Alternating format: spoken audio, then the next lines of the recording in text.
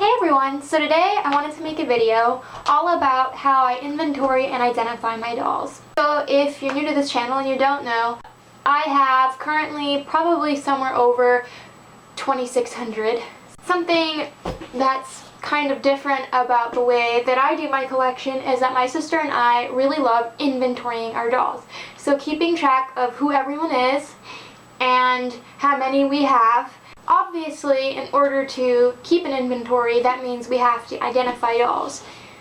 And a lot of people think that I'm really great at doll ID, and I'm not claiming to not be pretty good at it, but you also have to keep in mind that I have a lot of collector books, and I also have a lot of websites bookmarked on my computer that help me identify dolls. And while I definitely can identify a lot of dolls on the spot, of course, I'm not a book of knowledge. I don't always know. So if you're someone who asks me to help you identify a doll, I probably have actually taken the time to do my own research to help identify your doll. I do have a collection of collector books, which I will show in a different video. I'm going to make a video all about the different books I have and what each one is good for and sort of what I think about each book, like an overview. But if you want to know about those books now, I have an album on my Flickr account, which I'll link below, which has every book in my collection, pictures of some of the pages, and a brief overview of what you can find and what I like and dislike about the books. But basically, the way I identify dolls is really that simple. I have collected a lot of those books over the years. And of course, I use the internet. There's a lot of websites. I have ones bookmarked for Strawberry Shortcake, for My Scene, for American Girl, for Little Friends of Kelly, for Ken. There's a lot of specific websites about particular types of dolls that are really great. They go really in depth, especially because a lot of collector books don't cover things like Bratz. They don't cover things like Ken or Skipper in great detail. So I will put a list of all of the websites that are my favorites down below. But to be honest, for most of my identification that I can't get straight out of a book, I use eBay, and I use eBay to confirm a lot of my doll identification because there's just tons of listings of dolls in boxes. You can look at box dates if people take enough pictures of the boxes, because sometimes collectors' books are wrong. I mean, as we all are. I've been wrong when I've made guides. When you try to compile a bunch of information, it's only natural that you're going to make like boo-boos and mistakes. This is my Hello Kitty binder. I've shown it in a few videos by now. And this is where I keep all of my lists and lists and lists of dolls. I love making lists. I love keeping track of things.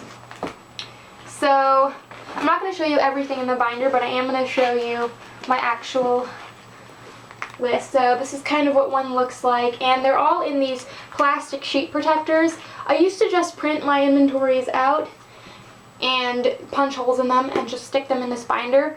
But the nice thing about the plastic sheet protectors is that they make the pages like heavier duty, so you can turn them and they don't get ruined and rip and tear and get fingerprints and stuff on them. So they last a lot longer, so you don't have to keep wasting ink reprinting things unless you actually need to. And the way I have these set up is my sister has a Google Drive, and I make all of my charts on there because you get like a ton of free storage space on Google Drive, and there's also like charts and stuff, so it's almost like having Microsoft Word for free without having to pay for it. So I make all my tables on there, and I have folders on my sister's Google Drive for different categories of dolls. When we started inventorying back in the day, like back in maybe 2011, our list was very, very crude. We hadn't even identified all of our dolls. We hadn't even planned on identifying all of our dolls. We literally just had lists of like the names we called our dolls and some of the names we actually did happen to know, and it was all on 1 or 2 pages. And we did something similar when we were kids, but the problem with that is obviously there are dolls that aren't going to have names, that if you don't identify, you're not going to have anything to call them by. So that's why we started actually being specific. And what actually inspired the inventorying was the fact that we were convinced we had a second teacher Barbie doll. So the story goes that as kids, one of our earlier Barbies was the 1995 teacher Barbie. We played with her all the time, so obviously she kind of got haggard from age. And when I was a little bit older, maybe 10, 11, I got really into replacing, or like not replacing, but buying upgrade versions of those 90s dolls that we grew up with at the flea market.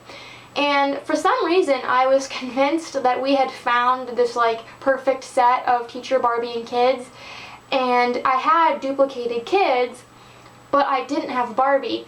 And of course, now that I look back on it, I obviously didn't get Barbie because I had no trace of her chalkboard or the other desks. I only have one set of those, or had one set of those at the time, that went with our childhood. But basically, we thought that Barbie had somehow gotten lost in our basement, which used to look like an episode of Hoarders. And way, way, way back in the day when we were kids, the way we stored our Barbies, bureaus downstairs, and we'd put the dolls in bureaus, and my dad ended up giving those bureaus to one of his friends, and we had to clear out all of our dolls from them and put them in plastic containers. And we always thought we missed Barbie and that somehow she had gotten lost. That wasn't true, but that's basically what inspired the inventory, so that way we knew who we had, we knew where everyone should be, and that way there wouldn't be any confusion and no one would get lost. And we actually do remember, for the most part, how many of a certain doll we have and who they are off the top of our heads. It's pretty amazing. I don't know how we remember that many, but we do. But it is good for reference, especially for things like box dates or release dates that you can get kind of hazy on. Basically, the way we have all of our charts laid out is we have to break them up more specifically now, because obviously they won't all fit on one table, and the more and more and more dolls you have, the way we number them, it would get harder and harder and harder, and it would take more time to renumber them every time we added one doll. So we first started by breaking apart like the Barbies from the Kens, from the Skippers, from the Bratz, etc. But as the years have gone on, we've had to subdivide even more. So basically, my Barbies are not only broken up by decade, but for the 90s and 2000s, they're actually broken up by year. So there will be one big chart, but within that table, there are a bunch of mini tables with subtotals. So there will be, 1991, 1992, 1993, with little totals underneath, and then at the very end of the whole list, there will be a grand total of all the 90s Barbies. And I will show you what I mean in a minute. And my Bratz dolls are broken up by character, and then for like Yasmin and Chloe, they are subdivided further by year because I have so many. And that's basically how I handle my bigger collections. But for someone very small like Strawberry Shortcake, they're only subdivided maybe by character if I get duplicates. That's typically what I do if there's a Barbie friend or a random Bratz character. If I have 2 Nevras or if I have 10 Fiannas, I'll have their own little subcharts within the big table, if that makes sense. So I'm going to take you off the tripod and show you. This is, excuse the glare, my 1970s, 60s and 70s chart. I barely have any from the 60s and 70s. And basically, I have it all arranged from left to right based on what I need. We have the number of the dolls, and then in this chart, this is the year. I always go by box date as long as the dolls have box date. I feel like that's indisputable. Then I put the name of the doll, and next to the doll in parentheses, if there are like an ethnic variant or if there was some sort of variation, I like a specific variation, not just like a country make thing. Like if it's Neon Runway Jade with the black hair, I'll put the variation in parentheses. And then the quantity column, so that's for how many dolls I have. So you can see for the Sunset Malibu Barbie, I have 6. And then I like to keep, I say place purchased, but it should be condition purchased. That's basically whether they were used, purchased brand new, whether they were boxed, whether they're from eBay used, or whether they're from eBay boxed. And I don't know, I just like to see how many I have used, how many I've got from eBay. That's more just like for interest. And also because on Flickr I have condition purchased on there. So when people use my guide, they know the accuracy of the doll being shown. So obviously if I got them used, they might have had cut hair and stuff.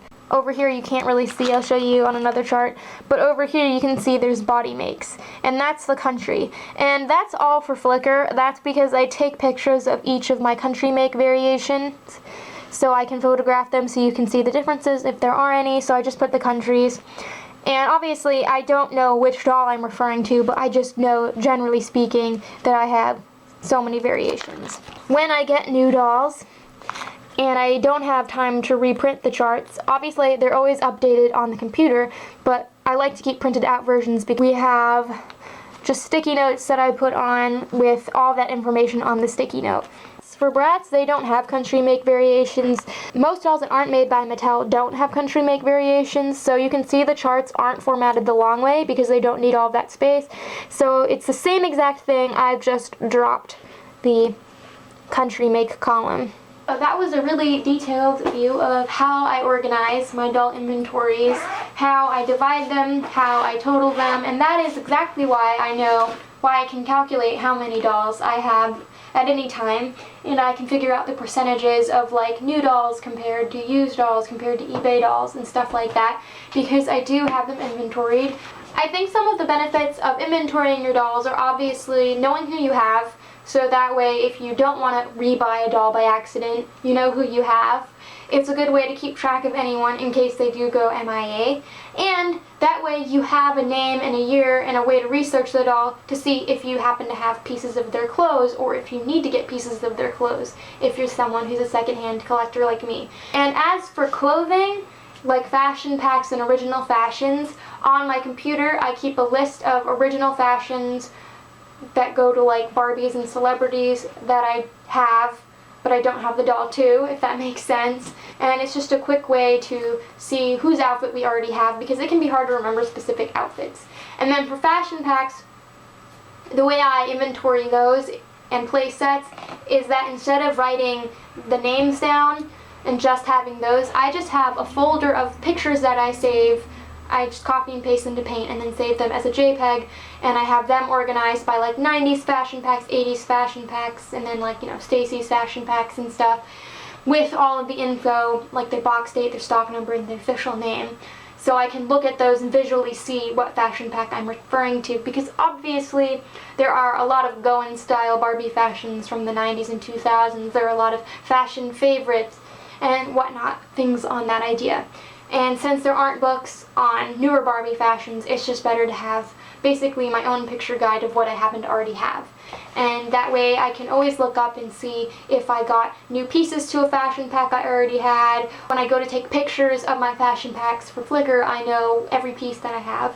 And it also, having a Flickr with all of my fashion packs documented is really handy for me too, because if I want to dress a doll, I can just look through my pictures and get ideas. I hope that gave you guys some useful information, maybe if you want to inventory your dolls too, or if you're just curious to know how I keep track of all of my dolls. I hope that this helped you out in some way. So until next time, love your dolls, love yourself, and love your life.